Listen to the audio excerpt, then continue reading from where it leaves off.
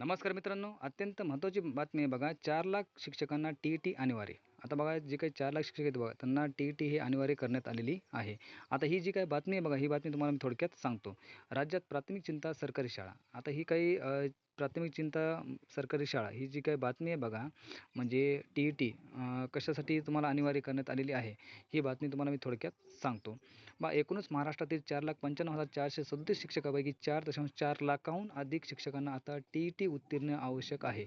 म्हणजे बघा 4,00,000 जे काही शिक्षक आहेत बघा, ह्यांना टी-ई-टी उत्तीर्ण होणं म्हणजे आवश्यकच आहे.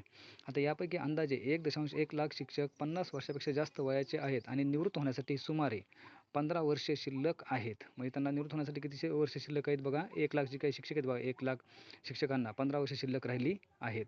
राज्याची प्राथमिक चिंता सरकारी शाळा आहे, जिथे शिक्षक भरती थेट राज्याद्वारे नियंत्रित केली जाते. परंतु या आकडेवारीत महाराष्ट्रातील सर्व सेवारत शिक्षकांची माहिती समाविष्ट आहे, ज्यामध्ये विना अनुदानित शाळांमधील शिक्षकांचा समावेश आहे. आणि सरकारी अधिकाऱ्यांच्या मते एकूण शिक्षकापैकी निम्म्याहून कमी अंदाजे 1.5 लाख शिक्षक सरकारी शाळेमध्ये कार्यरत आहेत आणि त्यांच्याकडे टी-ई-टी पात्रता नाही. म्हणजे 1,50,000 शिक्षकाकडे बघा टी-ई-टी पात्रता नाही. मग आता अशा शिक्षकांना तुम्हाला टी-ई-टी ही उत्तीर्ण अनिवार्य करण्यात आलेली आहे.